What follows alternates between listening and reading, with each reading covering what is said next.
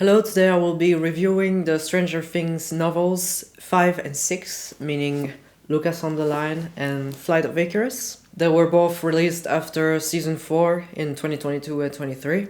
So obviously the first one is about Lucas Sinclair. I think it's nice to have a novel about him because, in my opinion, is the one in the team that gets the least amount of development in the series.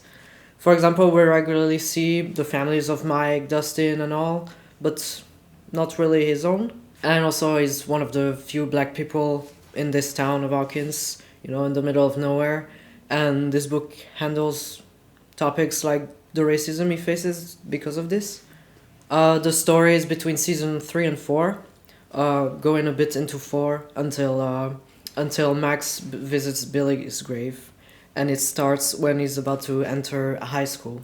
It's not a retelling of season 4, but in this series, Lucas is a bit on the side because he's with the basketball guys, and we see him less, and he just jumps in at some point and catches up on everything, and it's just a bit more about his perspective during that time. And the second one is about Eddie Munson, who we met in season 4. I guess they made one since everybody loved him so much, and it's about his time in high school as well, before everything happens. I think it's around the time, after the zombie boy stuff, because it gets mentioned in the book. So let's start with Lucas on the Line. It's written by a Nigerian author, Suyi Davies. I hope I say it right. I say that every time, but he's an author and also a creative writing professor. Was almost gonna say it's nice to have a black author writing him, but the opposite would have been pretty weird.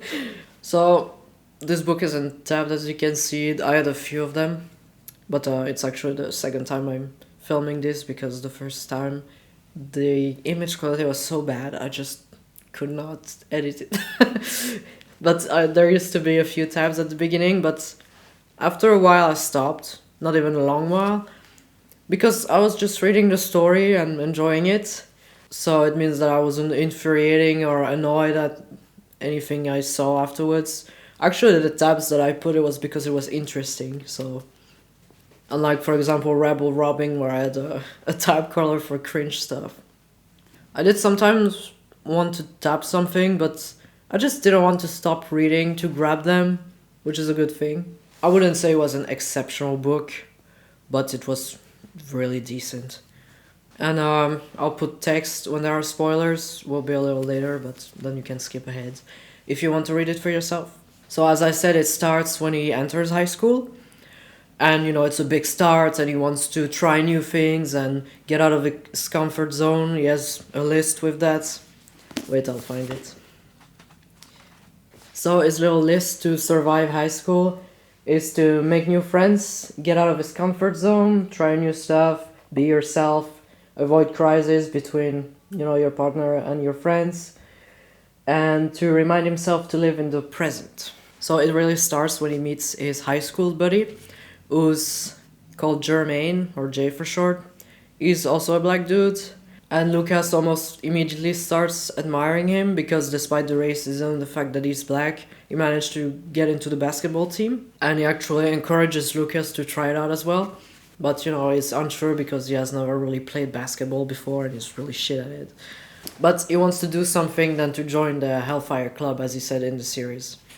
And some parts of the book handles the conflict that it causes. Mike and Dustin are not really happy about it.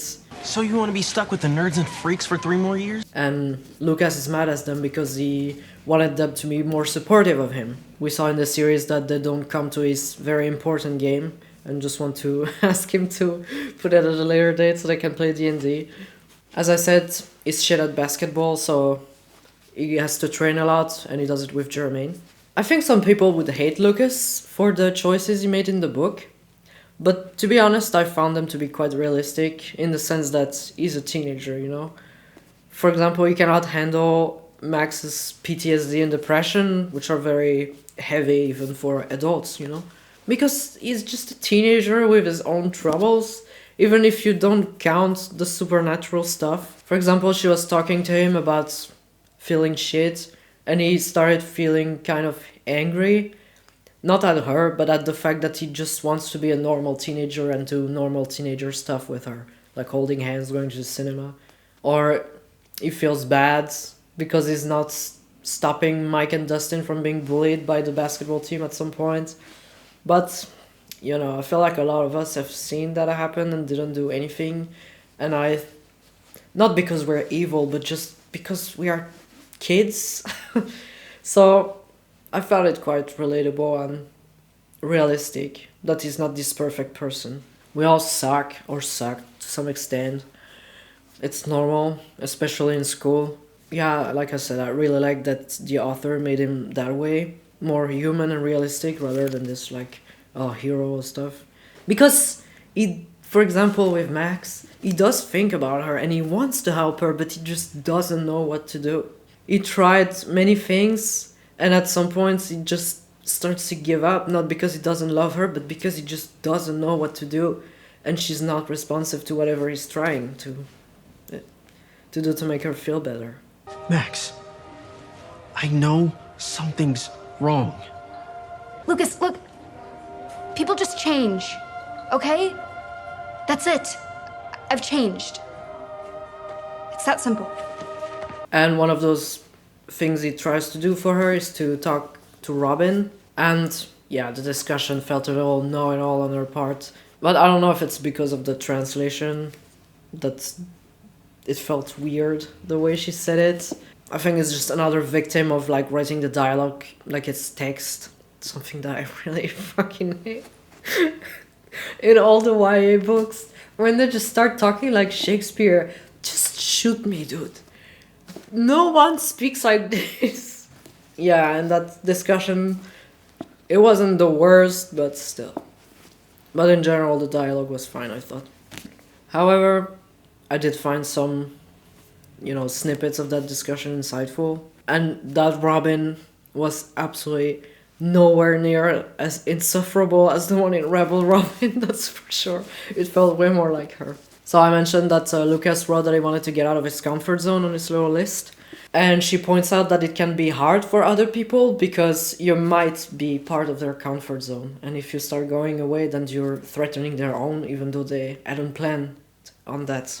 And which is why Mike and Dustin might be reacting negatively to this. Lucas tells Robin that he just doesn't know what to do with Max anymore. And she tells him to just listen.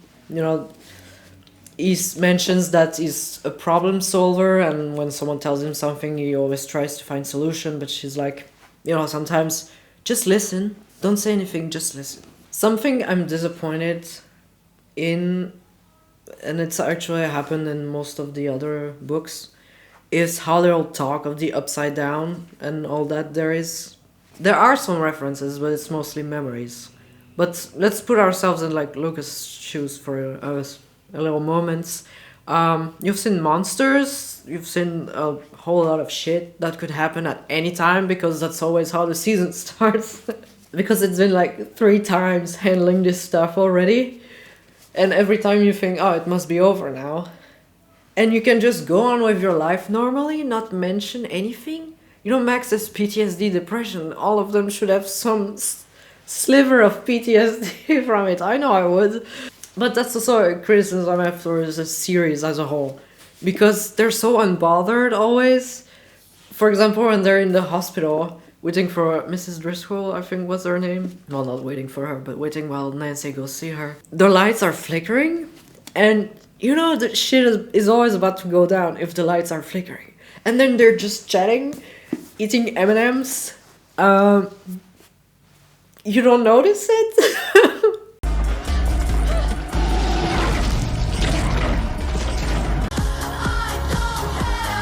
I would be on edge all the time.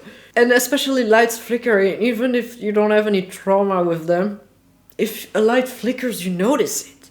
Even if there is no upside down or anything. I love the show, but it has a lot of flaws. Especially season 3. And I know it's for entertainment.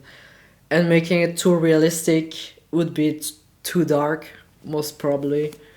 But I think there was too little of it. They should have been more jumpy. Anyway, let's go back to this book. Like I said, there's talk of racism in it. And that's also why he likes to hang out with Jay, because he talks to him about the matter and teaches him some history, because Lucas' father doesn't really want to talk about that at home. There's another insightful conversation with his parents. His father finds one book that Jay has lent him, and he asks his son, "Oh, do you want to become a radical?" and stuff like that. He gets angry, and Lucas says, "It's not because you are learning about your history that you want to become a radical." And he rightfully believes that he should be able to just live his life as a black person, not have to hide himself. But his father says, "Oh yeah, but black people who protest and are activists are just putting a target on their back." And he's afraid for his son, you know, that's these people should just lower their heads and work like everyone else, as if that would solve the problem. And Lucas answers that no matter how much he gets protected at home, as soon as he steps outside, he becomes the black guy again. And I honestly found this argument pretty well written, because even if you don't agree with the father, and you shouldn't, you know, people should be able to just go out and not have to think about who they are. You understand where he comes from. He just wants his son to be safe and to protect him. And then he leaves the room after the argument, and Lucas's mother talks to him, say, yeah, that's why he's mad. And she apologizes that they're not perfect parents. So one example of a tangible racism, like really violent, is when a bunch of rich white kids put a makeshift bomb in Jay's locker, but it was right before Christmas and they had left, so he was not injured. But he ends up moving because it's dangerous for him now, and Lucas ends up alone again. But he does make it into the basketball team. Well, yeah, you know, if you watch the series. And after that, the book is the beginning of season 4. From Lucas partying after the big game to when Max visits Billy's grave. Now we get more of Lucas' side. When he learns about Chris's death, he decides to stick with Jason to see what he's gonna do, because Eddie lives close to Max and he's worried about her, and he tries to calm them down as much as he can. You know, he tries to play it cool, but when they mention Dustin, he starts to panic and stuff, and then, you know, he finds the group again and catches up on the story. So like I said, I thought the book was fine overall. It did feel like Lucas. He was a realistic teenager, and his character is a great way to talk about racism, I think. So I give this book 3 stars, and I actually want to try some of his other books, because he writes like dystopian sci-fi and I like that. So now it's time to talk about Eddie, who got his own book, Flight of Icarus, written by Caitlin Schneiderhan. I maybe butchered it again. She actually worked on the show as a writer and assistant. And honestly, going into it, I had low expectations because some reviews were negative. And considering the average quality of the book so far, you know, I wouldn't have been surprised. But it wasn't bad at all, so I wouldn't read it again, but it was decent. I wasn't pulling my hair off reading it. So.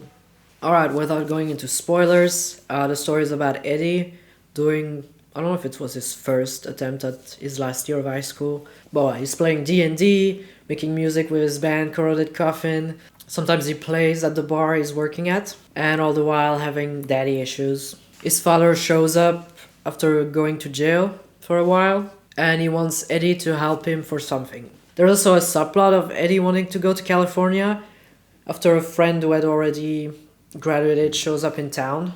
She hears him play, and she wants to take him to an audition.